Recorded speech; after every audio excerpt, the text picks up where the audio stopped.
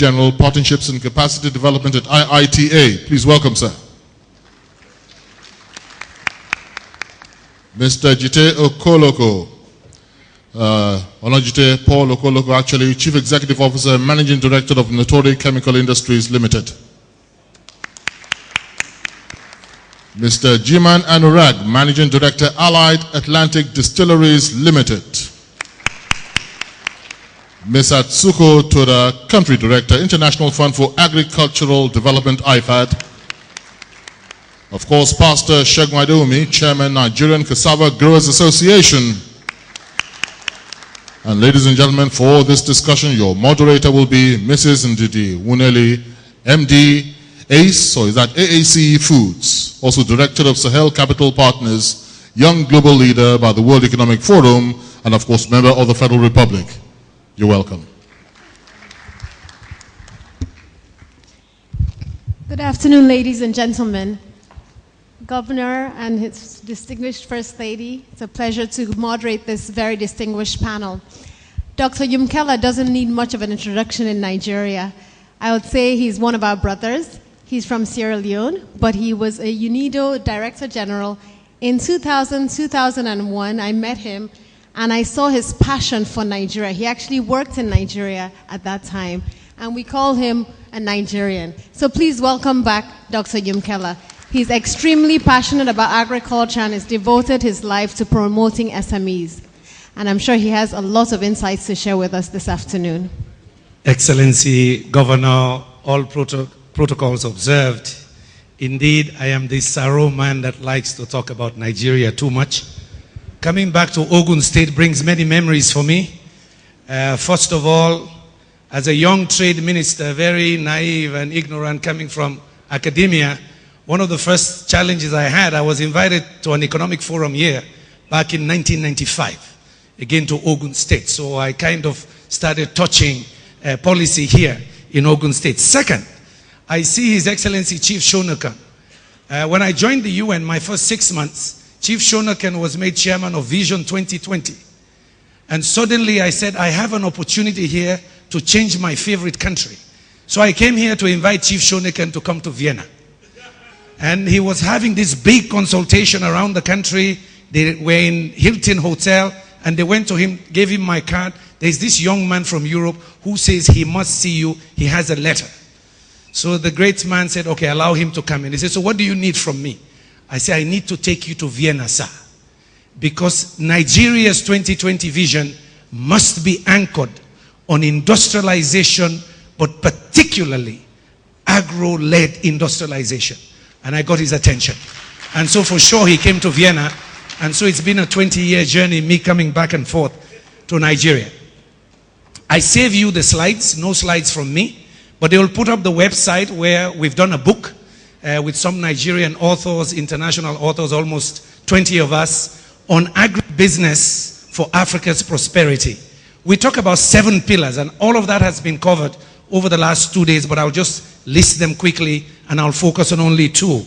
For agribusiness to take off in Africa, you need 7 pillars plus 1, and I deliberately say plus 1. Number 1, we must enhance agricultural productivity. Number 2, upgrade value chains. Number 3, exploit local, regional, and international demand. Number 4, strengthening technological effort and innovation. Number 5, innovative financing. Number 6, stimulating private participation. Number 7, improving infrastructure and energy. And number 8, institutional support, meaning capacity building, skills formation, and so on. Change my mind, I pick 3. First one, agricultural productivity enhancement. The only way we can enhance agribusiness here, one of the key ways, is to enhance productivity. And you need 4 elements. That's what they did in Asia with Green Revolution. India does not have famine anymore because they did some things right 40 years ago. 4 technologies combined as a bundle. High yield varieties, chemical fertilizer, irrigation, mechanization. Of course, all of those combined with services, extension, institutional support, and the other pillars I mentioned. You have a good panel here. I was a student at IITA. They've done well on cassava. They can do a whole lot on maize. Let me give you some numbers for Africa. If you take maize cereal yield, over the last 40 years, we've had only 29% increase in yields. In Asia, 177% increase in yields. In Latin America, 144%. So yes, you need IITA to work with you on yield improvements. But yesterday, Chief Ogbe gave some good numbers about maize, in fact, here. You're talking 2 to 5 tons here per hectare, and he said in Zimbabwe, maybe it's 10, 20. So he gave you numbers. But he also talked about milk production, 10 bottles in East Africa, 1 bottle here, and of course 40 liters in Europe. So enhancing productivity is crucial. But you have a panel of experts that will go into that. Fertilizer use. Africa, 12.5 kilograms per hectare. The global average, 102 kilograms per hectare.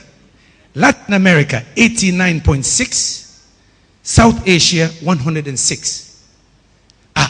But Nigeria is the gas country that happens to have oil. Why should you import fertilizer? Value addition. You must include fertilizer production. But I was told my brother is an expert on that. He will cover the details. So I gave you 4 technologies combined with services, and I've just elaborated a little bit on the ag productivity side. Second, small and medium enterprises. You know, in India, I just been in conferences now, 4 days on energy, gas and oil. So I remember this number on India. 29 million small and medium enterprises, accounting for 45% of manufacturing output and about 40% of exports. One thing I know about my brothers and sisters in Nigeria, they're entrepreneurs. If you want to know that a country is free and open and doing business, when we travel around the world, whether it's Thailand, Hong Kong, everywhere, I look for the Nigerian corner. They're always trading. I remember, as indeed he said, remember I worked here 3 years, driving sometimes from Lagos to Aba and also Onitsha and in Abia State, all of these places. Myself, pushing for supporting SME cluster development here. What is my point? There are millions of small operators, millions of them. In fact, some people estimated that $20 billion or more per year goes through your SME sector. These are millions of entrepreneurs getting ready to get into your food and agribusiness supply chain. How do we support them? It's going to be a big issue, but in DD and others, we've all worked together on those issues. So introducing, which was my 6th point, stimulating private participation in that, of course, financing, a lot of what you've said, infrastructure, cost of doing business, and so on. Number 3, gender. You know, when I was a young PhD student in the United States, we had a presentation and somebody came in there, a very arrogant young African man, and they showed numbers of the role of women in agriculture. Of course, I was shocked. You know, for food processing in Africa, 80 to 90% is done by women. So, Governor, you can't talk about agribusiness development here. Go to the markets. Who is really doing the heavy duty? It's the women. So about the role of women in this space. Once I was in Denmark and they were talking about all these gender issues. And it was all the negatives and barriers. So I stood up. I said, wait a minute, guys. Why don't you look at West Africa? We have a positive. Our women are natural entrepreneurs. Talk to me about how we strengthen them to even be better entrepreneurs. Governor, that's the challenge you and others face in Nigeria. If you want to change agribusiness, look at the women as well. Their technologies, their financing, their rights to property. All of those are packets. I didn't hear anything about gender for 2 days. So women, I'm not trying to campaign for you. I'm just telling your men the reality. That's the end of my agriculture side, but let me talk about some of the other things. Today, I work in the energy space. In fact, I tell people, remember, I'm an agricultural economist who found himself as Director General of an industrial development agency, who now finds himself promoting energy systems around the world. Yeah, for the Secretary General. part of that is influenced by Nigeria. One of the things that bothered me working here, 2000 to 2003, the cost of energy to manufacturing industries. Lafarge said it correctly this morning. 1/5 of their operating cost, energy. And many people mentioned it. Today, I lead those issues for Africa. Africa has 600 million energy poor. Your great country cannot even guarantee us 24 hours of uninterrupted energy. You cannot imagine the cost of that to manufacturing here. And who will come and build bigger factories if in fact 20 to 30% of their cost is energy? Why do I say that here? Industrialization, whether for agribusiness or something else, amongst all the other infrastructure issues you have to deal with, Nigeria, build on your comparative advantage of being a cheap energy country. You must, you have about 4,000 megawatts today. You need 40,000 megawatts. You're burning gas, billions of dollars. I'm leading a group here to deal with zero flaring of gas. I didn't know when I started doing that here 2001 in Nigeria, that 13 years later, I'll be asked to lead those issues for the world. But I tell you, it is wrong. I learned, by the way, last week I was in Moscow with Prime Minister Medvedev and his group in the International Energy Forum, keynoting for the oil and gas group. Nigeria has 170 trillion cubic feet of gas. The gas country that happens to have oil. You know what other nations are doing with their cheap energy? Let me give you 2 examples. Iceland. Iceland is one of the biggest producers of aluminum. You feel say they get bauxite? They now get better. People ship it in all the way north. You know why? Cheap geothermal energy. Nigeria. You deflare the gas for 50 years. There should be pipelines coming to your factories even more to make energy costs cheap. You go beat everybody competitively. So you must include that. Second, decentralized distributive power.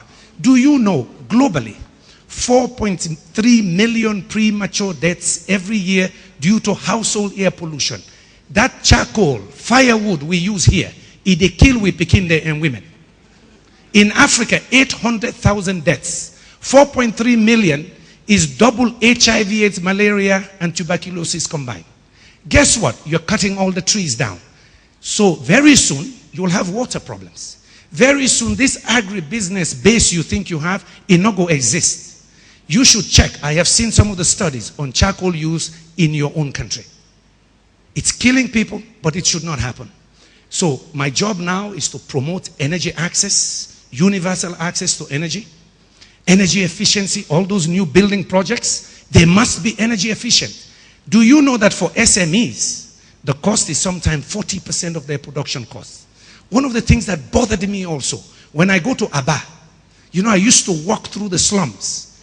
You see these entrepreneur people sitting, 40 employees, light no day. Light no day. Say, Oga, why you not fire them? He said, well, I have to train new people, but I get for pay them so then go stay 3 days. There was an industrialist in eastern Nigeria. They made me go to his house. In those days, apparently in the 70s, he was the biggest in this Enugu, Anambra area. I walked in, the old man looked at me with all my Harvard, PhD and everything. He said, so what do you know about manufacturing? I said, not much, sir. He said, do you see this light? It is supposed to be white. It is yellow. You know why, my boy? The energy is low. He said, I spend 70% of my time chasing tankers for energy. I know the same in Lagos. World Bank and I did studies on those. So in closing, Governor, you have a vision. But Unilever guy said it the best way yesterday.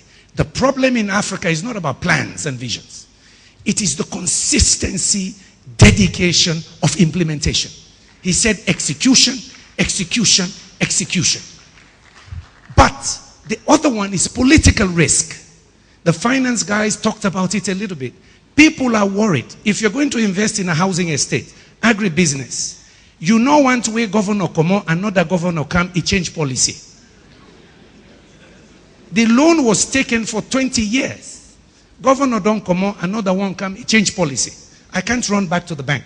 So in banking, as I deal with energy systems now, because we're talking big finance, the bankers tell you, Deutsche Bank, Goldman Sachs, we want TLC in policy, not tender loving care. Transparency, longevity, credibility. That policy was not designed to please one man. That policy was designed to unleash entrepreneurship for everybody so they can create jobs and prosperity. My last 2 points, and indeed I'll go sit down. Everybody said it. As they say in Nigeria, by the grace of God, you are right next to Lagos. You know, as a young professor at Michigan State, I wrote maybe 20 policy briefs on the advantages to Michigan community and farmers of the North American Free Trade Agreement that Vincente Fox was talking about yesterday. Yeah? As he said yesterday, they were lucky they're right next to America. Come on, Ogun State. You're right next to hungry Lagos. 15 million people. The projection is 30 million Lagosians in 25 years. Governor, you should feed them. You should clothe them. And if they want, you house them too.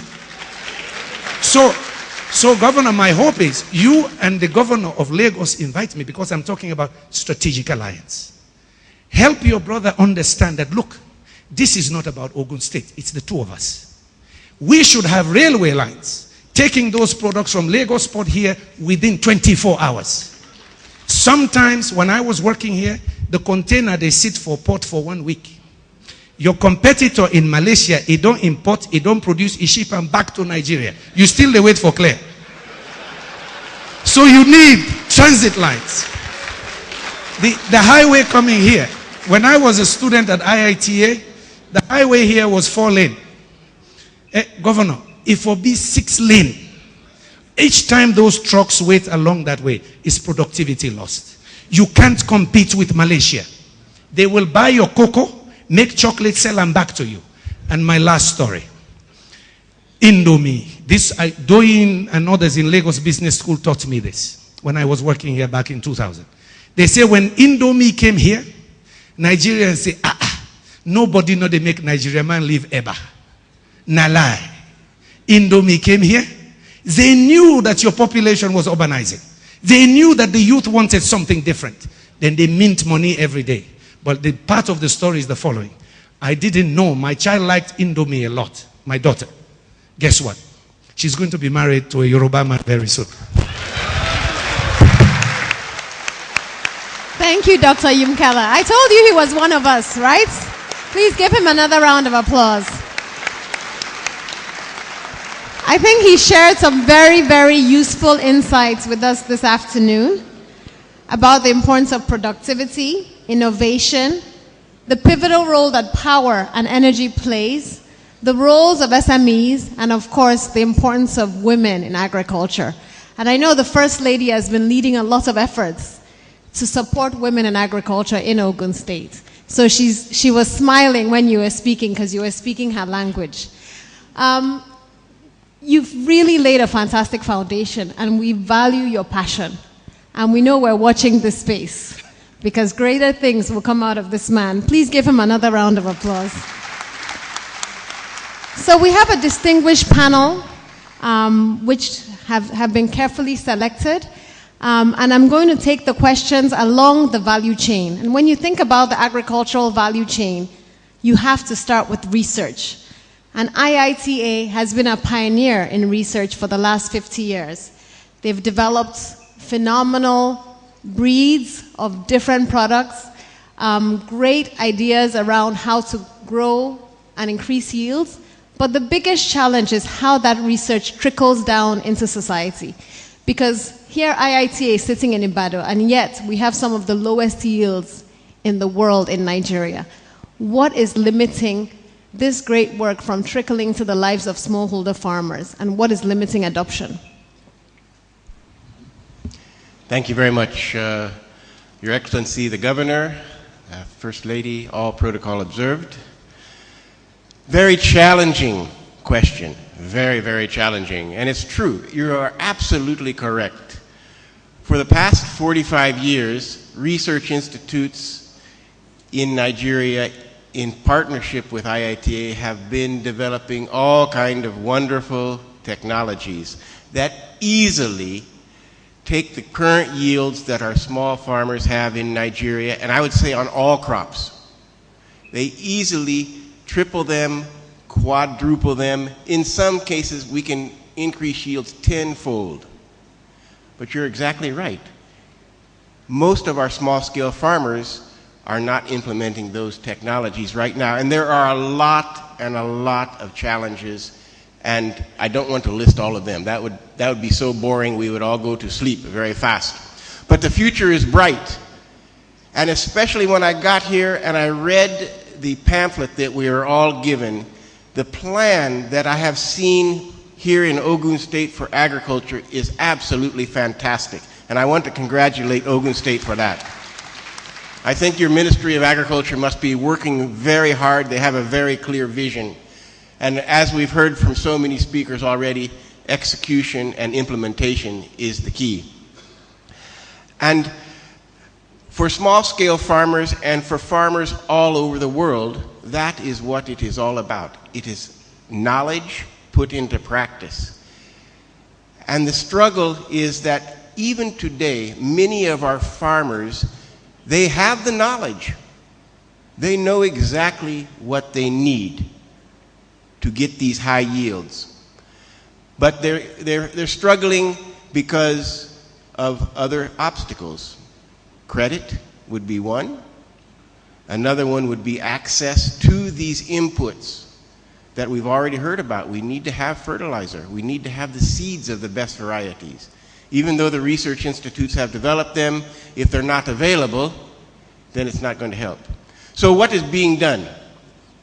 Well, first of all, I'm pleased to report that IITA has actually done a big change in the last 2 to 3 years. And that is, we have decided that we have to put a lot more emphasis on our partnerships with those organizations that will be delivering these products to the farmers. So we are partnering very closely with a lot of private industries to help them and to work with them to deliver the technologies to the farmers. And yes, we are working closely with the federal government and some of the state governments here in Nigeria to deliver those technologies. We have a long way to go, and we all need to work together on this. I just want to say that IITA is definitely committed to work here in Ogun State, and we look forward to partnering with you in this exciting time of developing agriculture and increasing the yields of small-scale farmers in Ogun State. Thank you very much. Thank you, Dr. Kenson. I'm going to come back to you because clearly I think there's a lot more work that IITA can do to push out the great varieties. I just visited IITA last week and I saw the great work you're doing in cassava. And I know that we have the chair of the Cassava Growers Association here. So you've come up with yields that can be transferred rapidly. What is limiting you from partnering with private sector breeders, for example, to reach millions of farmers with those yields? Just name one thing that's limiting that adoption and that spread. That's limiting our ability to scale up the introduction of varieties. Let's use cassava as an example. In fact, I would say that nothing is limiting us. That is actually going very, very well now because of the very big program the federal government has with cassava. We are multiplying cassava varieties massively, and they're really moving fast. Okay, all right, great. Now I'm moving to Jite. So from research, we move to inputs. And Dr. Yumkela has already told us about the challenges around fertilizer usage in our country, as well as improved seeds. Single digits, when you compare it to Asia, for example, I think some statistics say 6 to 7% of our farmers use improved seed. Maybe 10% of our farmers now use fertilizer. What is Notori doing to ensure that more smallholder farmers have access to these seeds? And how are you partnering with the private sector and the government to scale up your initiatives? Hello? Yeah. First of all, I want to say it's a pleasure to be here in this important event. And I think we see Ogun State as one of the major drivers today that can help us achieve should I say, sustainable productivity in the agricultural sector. Notori has a vision, and that is to improve not just the quality of lives, but also to ensure that a green revolution is achieved in Nigeria. One of the most important factors in achieving a green revolution is actually making sure that you have good quality, affordable inputs available. Now, before we started, it was the only way you could have fertilizers in the country was through the government procurement system. We all know that prior to 2006 or 2007, that system really never worked. You know, subsidies was in place, middlemen stripped the subsidies, farmers only received recycled products in the market, very poor quality products in the market. A farmer buys a bag of fertilizers, it's supposed to be a 50-kilogram bag, he weighs it, it's probably about 40. So traders actually stole from farmers. When Notori came into place in Nigeria, our goal was to make sure that we could make fertilizers and also improve seed now accessible, affordable, and available across the entire country. So we developed and built very strong channels into the market, making sure that at different levels, and we're talking about very controlled channels, fertilizers would leave the plant, go through dedicated transporters to our distributors across the country. From our distributors, we'll go to our retailers across the country, even all the way down to what we call our village promoters, who are your private sector extension services workers, working together with farmers to ensure that farmers can understand the impact of fertilizers and improved seed on their yields. Prior to prior to the early 70s, if you take Southern Asia, had the same production profile, fertilizer or input utilization profile as sub-Saharan Africa. But of course, the Green Revolution took off in Asia when farmers began to understand or switch to a commercial mindset and knowing the impact of improved seeds and fertilizer and the correlation with their yields. That created the Green Revolution, and we saw that inflection point take place. Nigeria, Notori is actually building on the same model, making sure that fertilizers and seed can reach the farmers. Across the country today, we have, over 1,500 farm projects on 1/8 of a hectare of land. We're split into two. Farmers use their traditional practice on one half and use the Notori best practice on the other half. And at the same time, farmers can then compare the yields and then see how just by using fertilizers and seed, their yields can go up tenfold. So that's a very, very strong practical example that we have done. And today we've reached over 3 million farmers, even with different types of fertilizers in terms of not just the 50-kilogram bags, but farmers who can't afford 50-kilogram bags are now using Notori's 1-kilogram bags. And farmers who can actually use 1-kilogram bags and see the impact of that then graduate to 10-kilogram bags. But one thing I must mention is that Notori has actually worked on specific projects in specific areas to ensure we can improve yields. But one of the biggest challenges we see is, for instance, what happened in Jos in 2009 by introducing 1-kilogram bags to farmers. We saw the level of cabbage output increase like tenfold in the States. Unfortunately, the value chains are broken. Farmers, we are experiencing over 40% post-harvest losses in Nigeria, which is generally a characteristic of, should I say, in sub-Saharan Africa. We saw the price of cabbage, a bag of cabbage, drop by over 300%. So if the value chains are broken, if you cannot produce or if you increase yields and cannot ultimately get these yields into structured markets, then we do have a problem. So I think these are some of the challenges that we're looking at, and Notori is trying to provide a total solution to the farmer, making sure he has seed and fertilizers, using proper channels that allow fertilizers and seed be available or within the reach of the farmer. If a farmer can, in the very villages, buy a pack of cigarettes, he should be able to buy a bag of fertilizers or a bag of seeds. So that is what we're doing to ensure that we can help have a green revolution in Nigeria. Thank you, Jite. Thank you very much. And while you were speaking, one of our world-renowned farmers walked in. Baba, welcome. We're happy to have you with our midst. So I move swiftly along. We've heard about research and we've heard about the importance of inputs and what Notori is doing with seeds and fertilizer. So let's hear from a smallholder farmer, or the representation of smallholder farmers in our midst. Pastor Adewumi, what are you seeing as the limiting factor for smallholder farmers in adopting the fertilizer, the improved seed, or even the great research? Are farmers adopting these new technologies? Are they embracing it? Do they have access to financing to actually purchase the fertilizer? What do you see is happening in your space? Yes, I will speak generally about the constraints that we have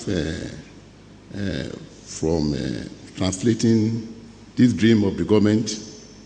In the first place, the farmers in the past have not been united.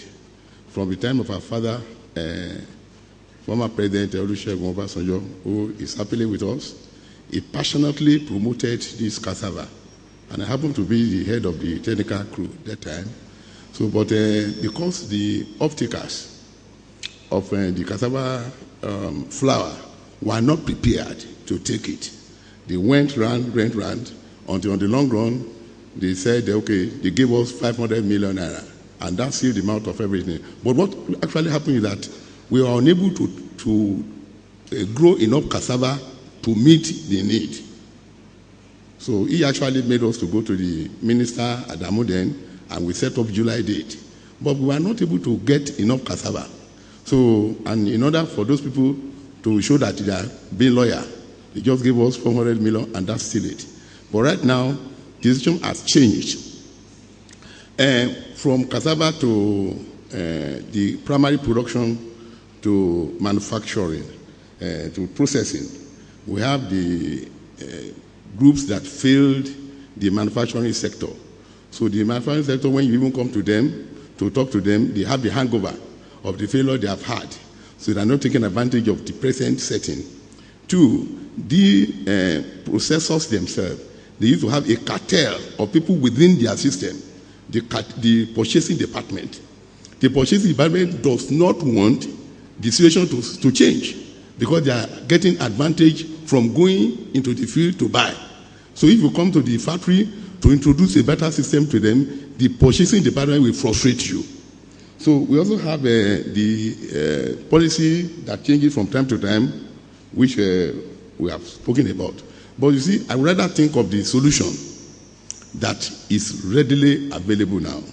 There is no way you can use peasant or smallholder farmer who has no access to mechanization to promote what will be used in the industry. I'll give you an example. It has been cited yesterday that while an average farmer will get 11 tons from an hectare, the Zimbabwe farmer in the lorry, they confirm that they're able to get 50 tons. You will see that even the cost of their production may be less than what is available to the small farmers. So there's no way you can compete in the world market with these people. So what we actually need to do is to fill the gap. And luckily, the present regime, the Honorable Minister of Agriculture, is making it available. We are able to convince him that we need a clear land, mechanizable land. And right in Ogun State now, they are doing 500 hectares. Now let me talk about Ogun State. The flour, the processing industry in Nigeria is 80% in Ogun State. That of flour especially is about 80% in Ogun State. So now that we have access to some fund, which is the Cassava Flour Fund, we are thinking of using that to advantage Ogun State and bring it here. But the Ogun State need to show some kind of a cooperation in land clearing. That's exactly what we need. We don't need any other thing. When the mechanizable land is there, other things will follow. Right now in Kogi State, one of the biggest company in the world, Kagil, has come, and they are clearing 25,000 hectares. What we need from Ogun State now is just for the state government to clear 1,000 hectares. We will bring the federal government to complete the remaining 4,000. I will explain myself. In Ekagro, which is moribund now, it has capacity to mill 400 tons a day. It's not milling 1 ton because the cassava is not available. The distillers in Ota, they can mill as much as 280, I'm told, in a day. But I don't think they have that. The Ososa can mill 216 a day. They don't have it. Now, all you need for this is just about 5,000 hectares. 5,000 hectares, we are ready to provide all the funding for cultivation. But let them, give us the counterpart of maybe 1,000 hectares. We get the federal government to bring the 4,000 hectares. It can be achieved within 3 months. Okay. Somebody said something yesterday. He said, we are never short of ideas. But when it comes to implementation, is where we have problems. Now, take it out of the bureaucracy of the government line. Let it have its own unit. We have the fund right now. The fund is with us, 29,500 hectares to give to the state. Out of we are going to give 5,000 to the state government, and the problem of lack of cassava will be solved. Okay. So yeah. Pastor, you've raised the issue of land and the government's role in clearing the land. But there are many other ways we've heard of increasing yields, using the right varieties, fertilizer, and then access to land. Yes. You cannot do that on the sky. Okay. You can do it when you have the land. All right. So I think your point is very clear. Yeah, when the land is there, we have access to every other thing. Okay. We are going to drive it. Fantastic. And it will work. Fantastic. So I appreciate your passion, and you've put out an idea here, and the governor has heard, I'm sure. So moving right along, you talked about the shortage of cassava, and we have a distillery that's actually producing ethanol from cassava. So we're going to hear from Mr. Anurang about your experience as an agribusiness, sourcing cassava locally and then processing it into ethanol. What are the key challenges you're facing, and what role can public-private partnerships play in unleashing the success of your business? Yeah. Good afternoon, everybody. Good afternoon, everybody. First, I would like to thank Ogun State Government to make us part of this conference. And I'm going through this conference. Really, it's a very good conference, and such a thing should have happened every year and all that.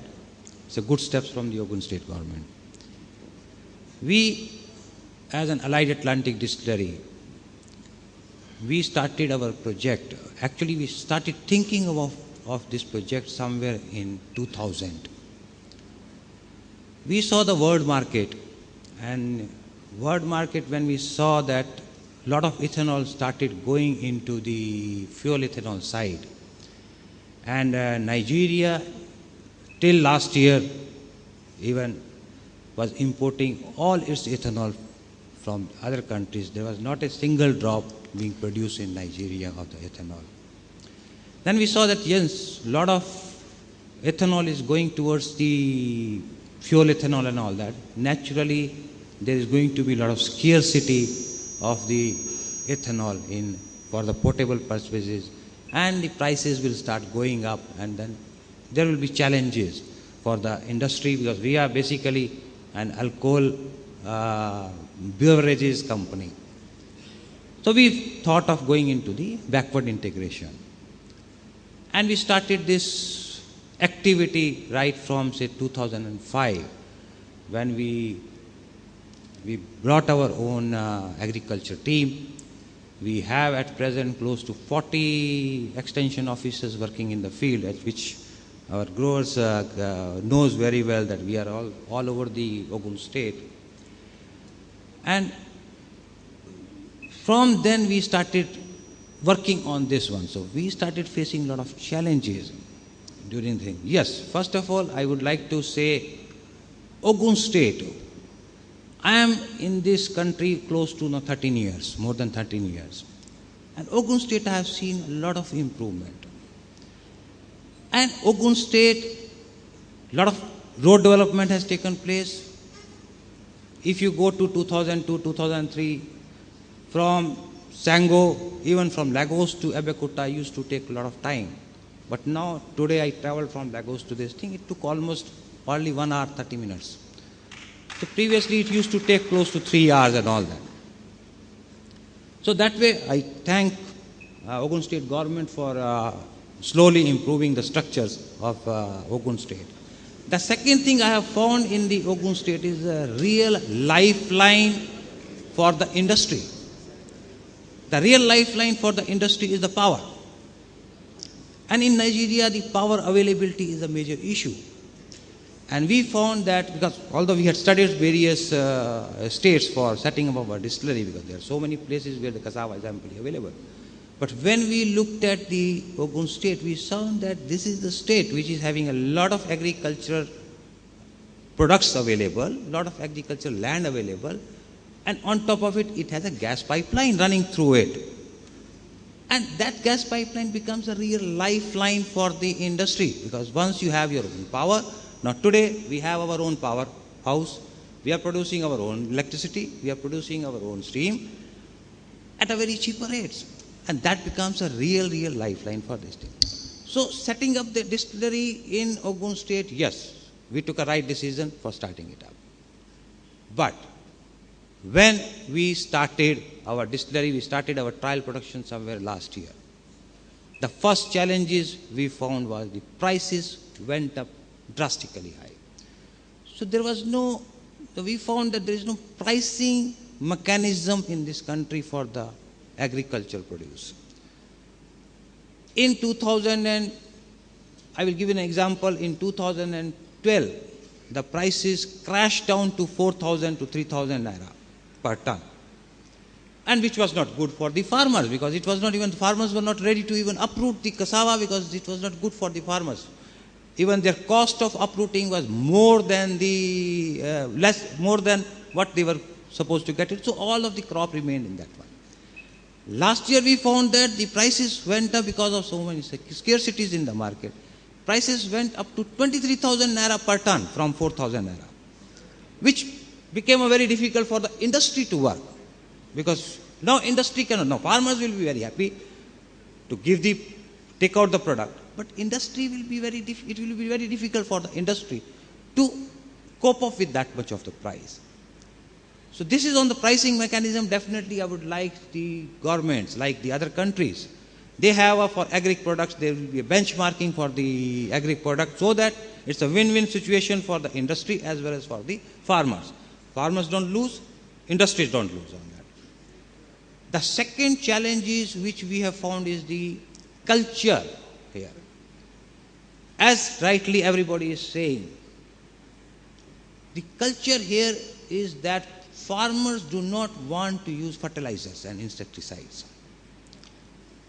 They say if it is an eating item, it's not good to use a fertilizer and all that thing. But without fertilizer, you can't get the productivity. Here we are getting close to 13 tons or 14 tons of productivity per hectare. Whereas if we visited to Thailand and other places, on an average 40 to 50 tons they are getting it. We did our own trial productions, because since 2005 or 2006 we are doing the farming. We have done that, and we have achieved up to 25 tons in our farms. Yes, we are promoting, our extension officers are there in the fields, we are promoting that. A lot of farmers are taking interest in that. And as proudly I can say, today we have close to 3,000 farmers under our contract farming.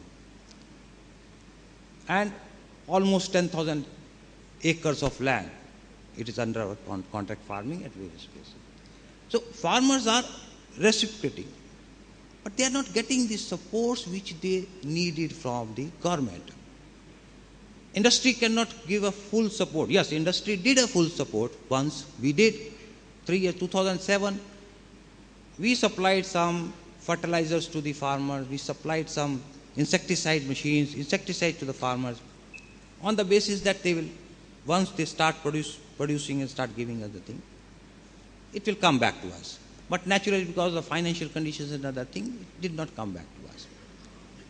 That's the difference. So the second one which we found is then we approached the banks. The banks also, the procedure for the farmer is so long that we found that by the time the bank is approving for, say, cultivation, the money required for cultivation, actually the time for uprooting has come. So naturally the government has to think on these issues. Another one we are facing is the transportation business. Nigeria we don't have a good transportation business. Most of the farmer is using any private transport. We have found most of the time the truck gets stuck somewhere on the way. And it's a perishable item. Agric is a perishable item. That man has loaded close to 30 tons of cassava. And it has stopped on the way. It remained on the way for almost 2 days. Once he reaches to our factory, it is already totally rotten cassava. Now it becomes an issue. If I take rotten cassava, I lose.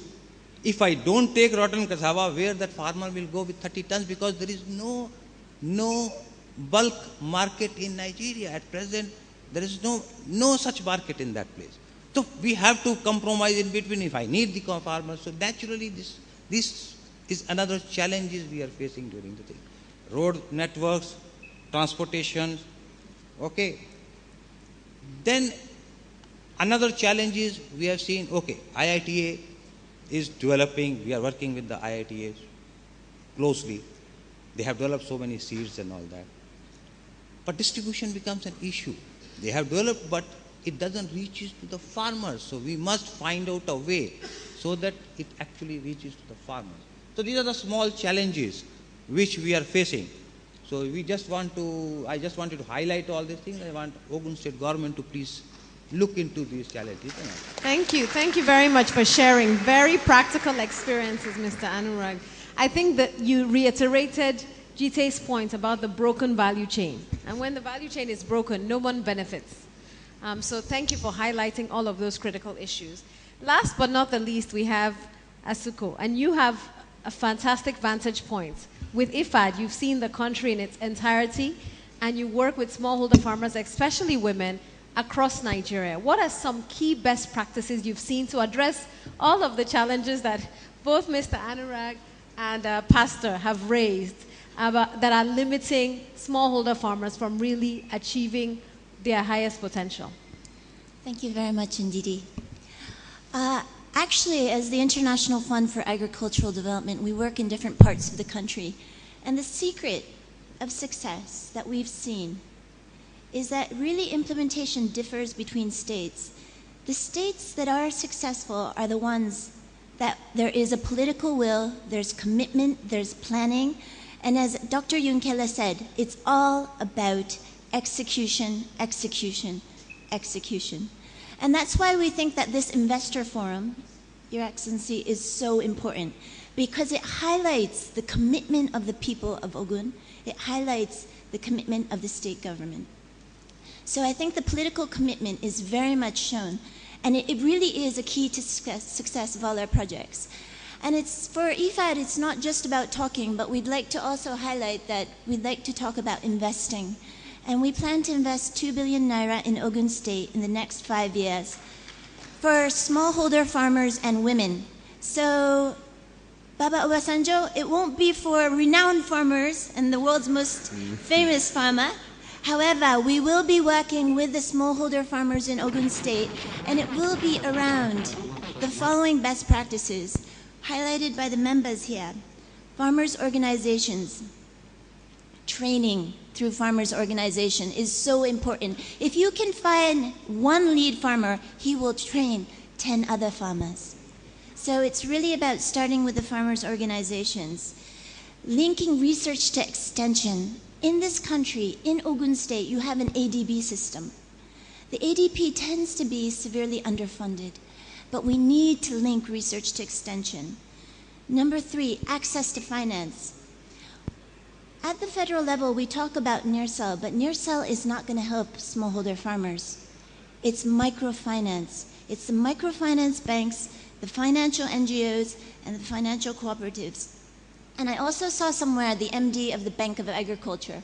The Bank of Agriculture. These are the solutions that will take us to the promised land for access to finance for the 80% of your population, which is smallholder. With regards to land preparation, this is an incredible opportunity for young people to have equipment leasing models. We can link to the farmers' organizations equipment leasing models or service cells whereby equipment can be used to be leased to these groups. Finally, we had an intervention by the industrialists. In Ogun State, 90% of cassava production is used for gari and fufu, the wet cassava value chain. Only 10% goes to the industrial, starch, flour, and we hope one day to glucose and ethanol. So we'd really like to see the transformation of these value chains so that we can link smallholder farmers and their production to more of these new value chains that are coming up. So we hope that with the commitment, the strong commitment of this state government in Ogun, that we can continue to develop smallholder farmers. Thank you. Thank you so much, Asuka. Very succinct, but very powerful interventions. Just one last question before I open it up for Q&A. And I told Dr. Yumkela I was going to come to him. I'm a co-founder of an agribusiness in Ogun State. We're in Sangota. And what we found through our work is that 90% of the processed food eaten in Nigeria is imported. So you have this broken link that GT talked about. Farmers are working so hard to grow this food, but it's not getting on our tables. Something is happening along the chain. What can we do to ensure that we eat more of the processed food we grow in this country? What role can SMEs play in linking up to farmers so that we can process food for Nigerians and stop sending our foreign exchange abroad? Well, first of all, I think your Minister of Agriculture, His Excellency Adishina, together with UNIDO, are already beginning to address that with these food processing zones. That's going to be crucial. That is an effort to demarcate a certain industrial area where you provide all services to encourage food processing, which allows those entrepreneurs then to link to the outgrowers. I think that's an important initiative by your government. I was in their presentation 10 days ago at the World Economic Forum, so I think that's a beginning, but that can be scaled up. I mean, one processing zone is not enough in Ogun State if you want to get closer to the producers. Second, I think some of the ideas on cooperatives is going to be crucial. Millions of smallholder farmers, fragmented, distributed around the country is a complication. How do you organize collection systems to make sure, as the ethanol producer was saying, they need on-time delivery? How do you organize farmers with the support of state and federal government to help them with the collections so that they can deliver on time? Standardization is going to be crucial. Factories, I mean, one of my work here back in 2000-2003 with IITA, we looked at the cassava value chain. At that time, Baba used to organize those special Saturday forums on cotton cassava. I was a member of some of those panels. One of the key bottlenecks for cassava, this guy needs within 24 hours to make a decision whether he goes starch, ethanol, or flour.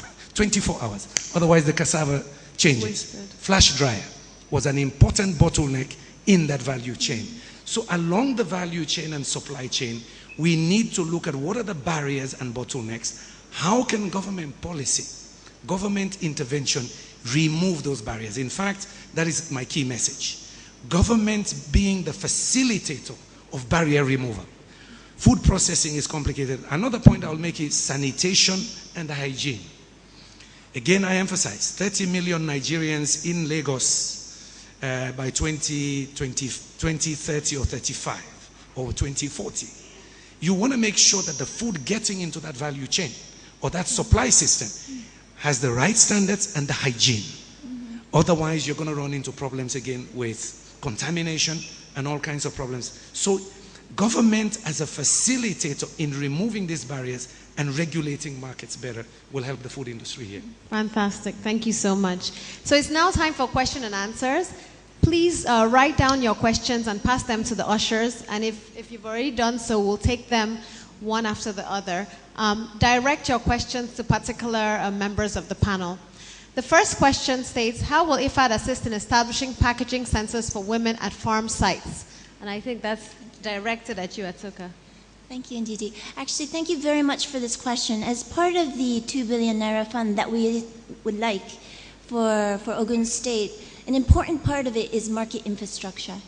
So I think that it was roughly about 40% of the funds that we're looking at market infrastructure, and that will include aggregation, packaging, storaging, and of course, this will be targeted specifically, if possible, at women's groups. We know that women are very much engaged in production, post-harvest, and processing, so we hope that these funds can be utilized. Okay.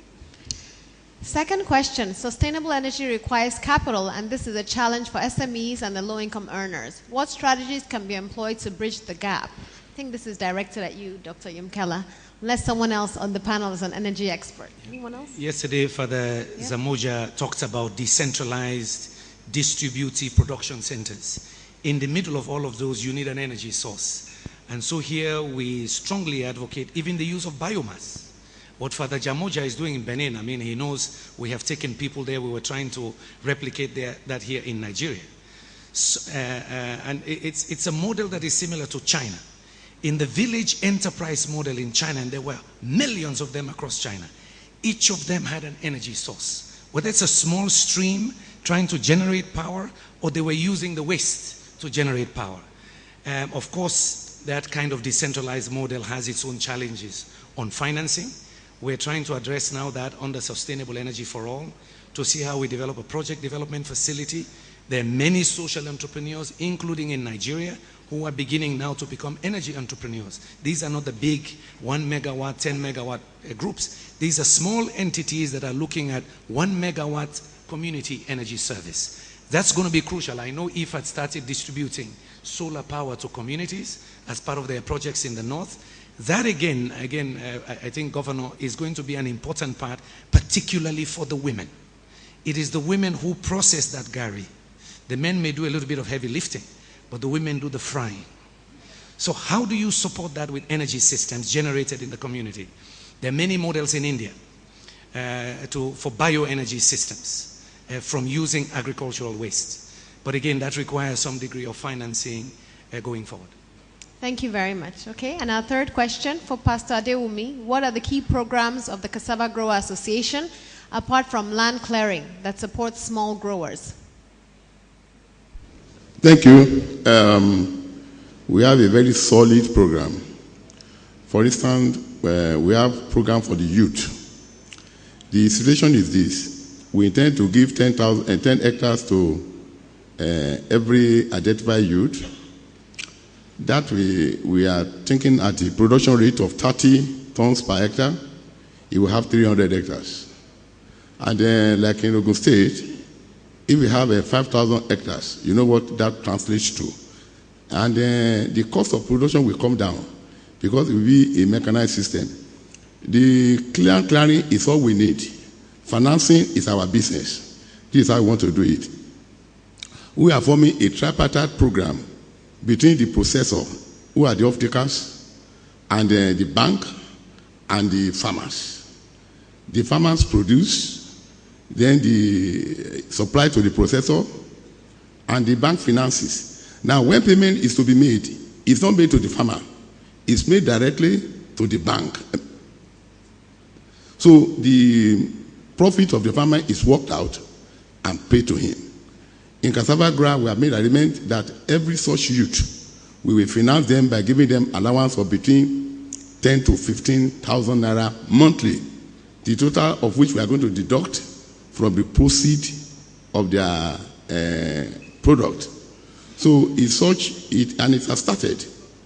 So it is now for the off-takers to take advantage of that, to bring the price. Because if the price remains 20,000, 18,000, they will not find market on the long run, and their business cannot prosper. and it's not in our interest. So what we, in particular, Ogun State, being the forefront, having processor in all areas. Distiller is here, glucose syrup from Ekagro is here. The biggest and the only viable flour producing company is here in Ogun State. And we still have other people. So we think the government can take this advantage to empower the people that will empower the state. We are looking at 500. Recently, I met the ADP. I wanted to give them loan for 125 farmers. But they don't have the land to take it. Need please 125 farmers at 4 hectares. We rack our brain. They couldn't get enough land to support that. But I know with this forum, the government will take a bold step and make available finance to do 1,000 hectares, which will bring 4,000 from the federal government to join. And we can tell you, if this done as a commercial enterprise, not through the bureaucracy of the government system, it can be achieved within 3 months. So we have different other programs. Now to the smallholder farmers, we are giving them between 2 to 4 hectares. The fund is available. This is how the funding can be. Right now for flour millers, we have with us already through the BOA 81,000 for 1 hectare. And we are ready to give between 2 to 4 hectares to each farmer that is qualified. But this time it's not a fake system. We will go to the farm, to GPS, measure the farm, do everything. So what is left is just about 40,000, which the bank can mitigate with the guarantee of taking from the processing farm. So the situation has been mapped out. The cassava growth today is different from what it used to be. You used to hear of a faction, that one has been closed. Everybody has withdrawn, and we are together, and everything is working well. Okay.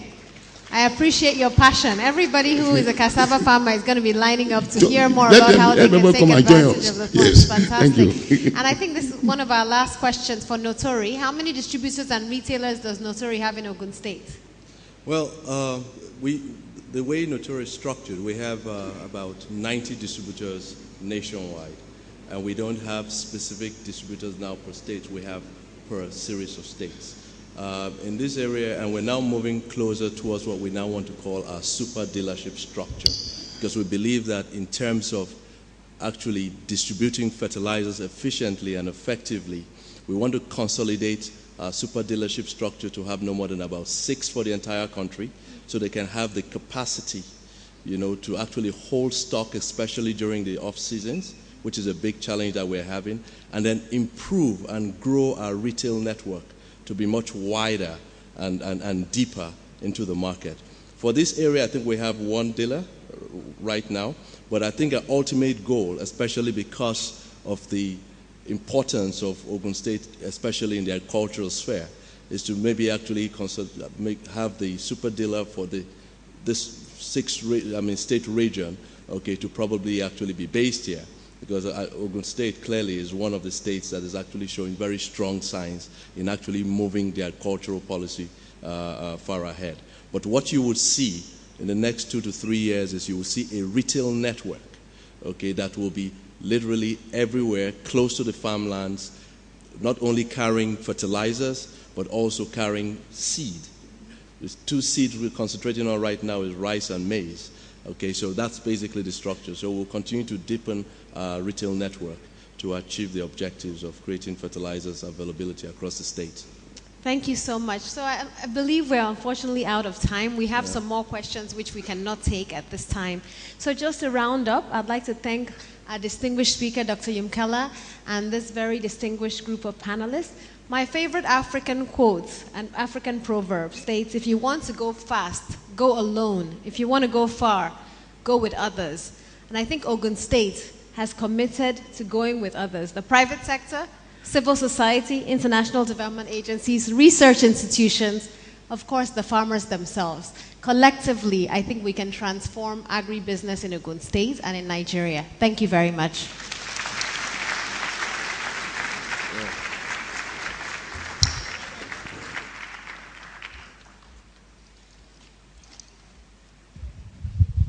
Thank you very much. Let's quickly have a photography session with the state governor. Quickly do that. And after that, we of course have some gifts to give.